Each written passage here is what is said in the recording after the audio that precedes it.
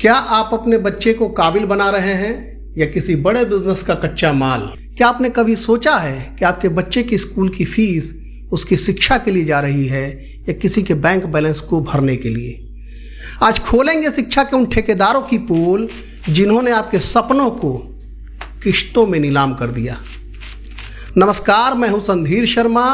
आज बात उस लुटेरी व्यवस्था की जिसने शिक्षा के मंदिर को मुनाफे की दुकान बना दिया। सरकारें मूक दर्शक बनकर देखती रहीं और इन ठेकेदारों ने मल्टी मिलियन कारपोरेट बना लिया। एलकेजी से लेकर मैट्रिक तक हर साल लाखों रुपए इन शिक्षा के ठेकेदारों को देने पर मजबूर हैं। और ये सिलसिला सिर्फ पढ़ाई पर नहीं रुकता। यह तो एक अंतहीन मकड़जाल है जिसकी शुरुआत होती है एडमिशन फीस के नाम पर वसूली जा रही एंट्री टैक्स से। उसके बाद आता है डेवलपमेंट चार्ज। मानो स्कूल की इमारत नहीं बल्कि उस बच्चे का भविष्य भी उस इमारत की ईंटों में चुन दिया गया हो। फिर एसी की हवा, ट्रांसपोर्ट का पैसा, यूनिफॉर्म, महंगी किताबें, टाई, बेल्ट और साल भर चलने वाली अनगिनत एक्टिविटी फीस। यानी पढ़ाई अब सिर्फ किताबों तक सीमित नहीं रही बल्कि यह एक multi million dollar corporate package बन चुकी है। जरा सोचिए, जिस बच्चे ने अभी ठीक से दुनिया को समझना भी शुरू नहीं किया, जिसे अभी ये भी नहीं पता कि पैसा क्या होता है, उसकी नर्सरी की फीस एक सॉफ्टवेयर इंजीनियर की सैलरी से भी ज्यादा होती है। यह पैसा सिर्फ शिक्षा के लिए नहीं जा रहा, यह पैसा जा रहा है उन आलीशान ऑडिटोरियम्स के लिए, उन चमचमाती बसों के लिए, उन ऊंची इमारतों के लिए जिसका भार सिर्फ मजबूर माता पिता ढो रहे हैं। लेकिन क्या दुनिया के हर कोने में शिक्षा का मतलब सिर्फ लूट है? जी नहीं।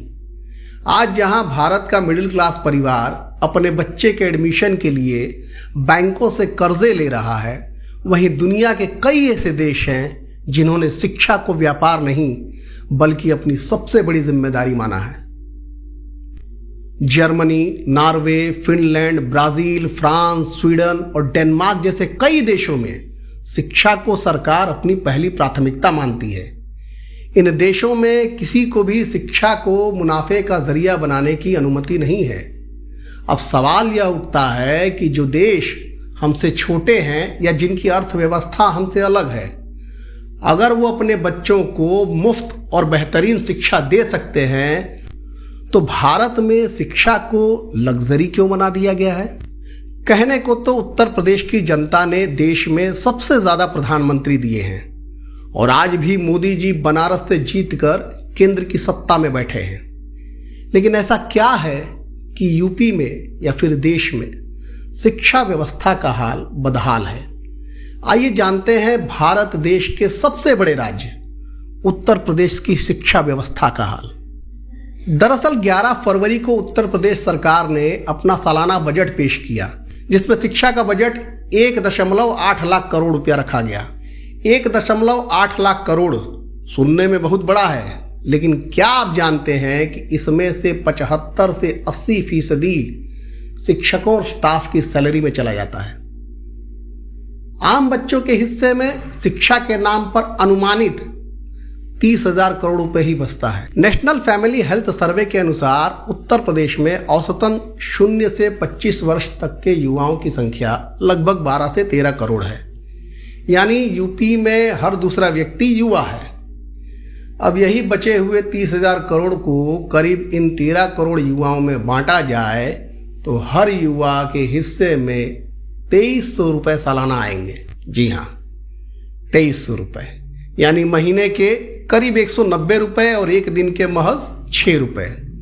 मान्यवर, इन 6 रुपए में तो आज एक कप चाय भी नहीं मिलती,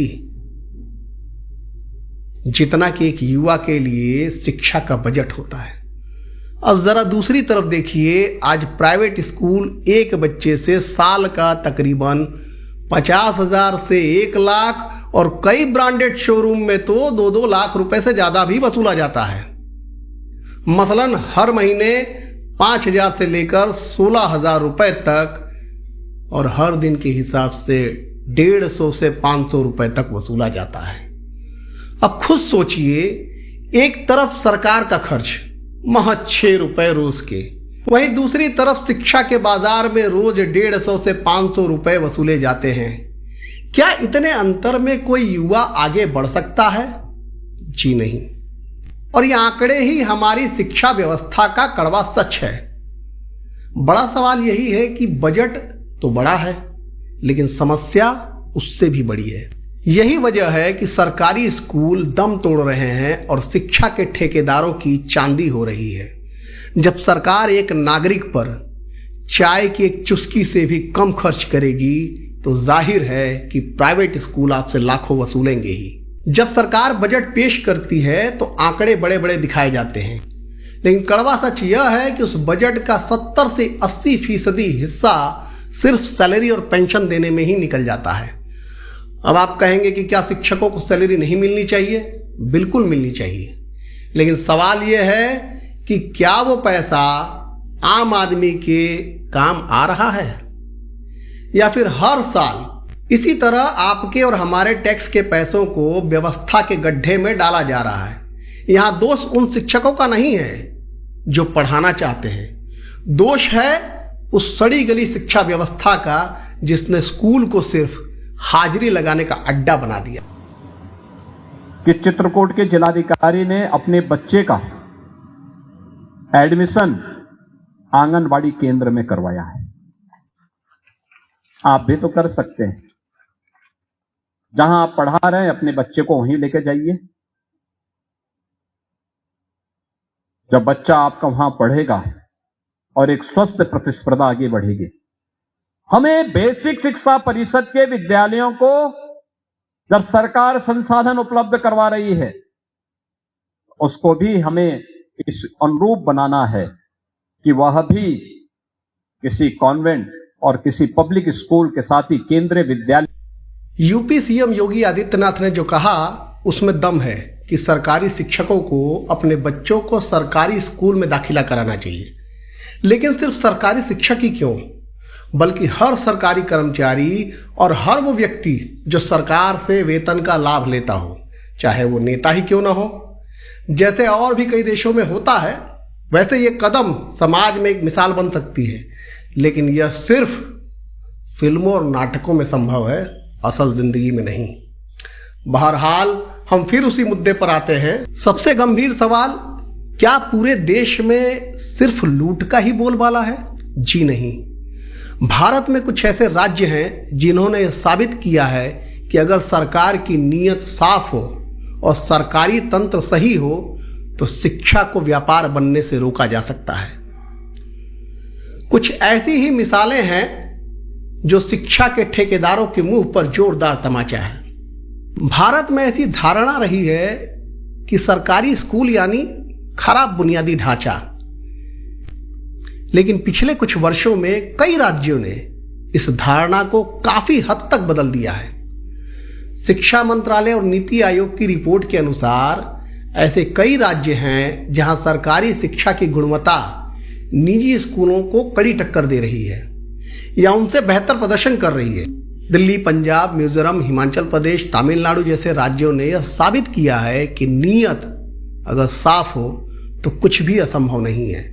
मित्रों, अगर दिल्ली अपने सरकारी स्कूलों का चेहरा बदल सकती है, तमिलनाडु सबसे ज्यादा डॉक्टर बना सकता है और केरल, मिजोरम, हिमाचल साक्षरता में रिकॉर्ड बना सकते हैं, तो बाकी के राज्य इन शिक्षा के ठेकेदारों के आगे घुटने क्यों टेक देते हैं?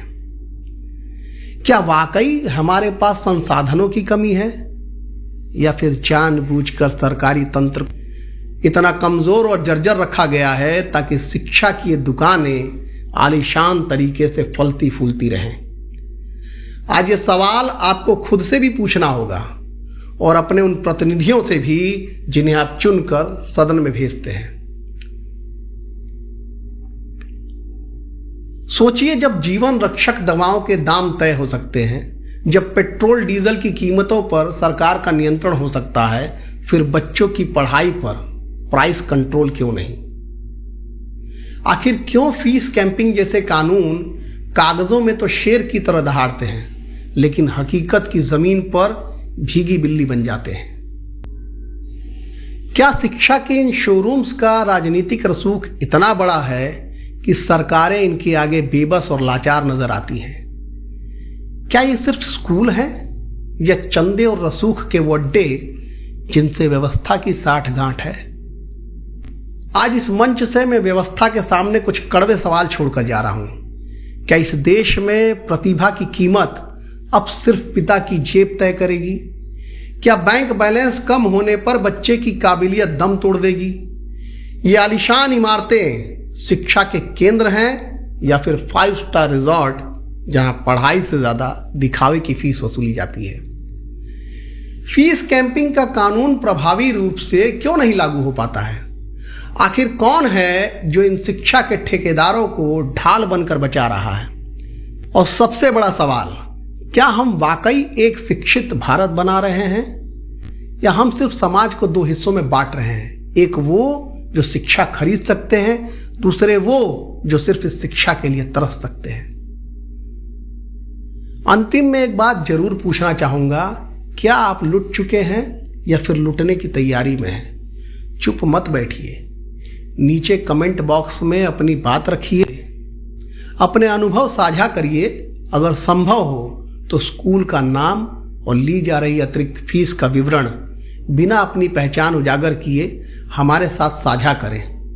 याद रखिए, यह लड़ाई किसी एक स्कूल के खिलाफ नहीं है, बल्कि यह उस पूरी व्यवस्था के खिलाफ है जिसने विद्या को मुनाफे का धंधा बना दिया। आपकी भागीदारी ही इन शिक्षा के ठेकेदारों के सिंडिकेट को बेनकाब करेगी। जुड़े रहिए हमारे साथ, क्योंकि अगली रिपोर्ट में हम वो सच सामने लाएंगे जिसे अब तक छिपाया गया था। हम खोलेंगे उन ठेकेदारों की काली कमाई का कच्चा चिट्ठा और दिखाएंगे कि कैसे सुनियोजित सिंडिकेट आपकी जेब पर डाका डाल रहा है। जय हिंद, जय भारत।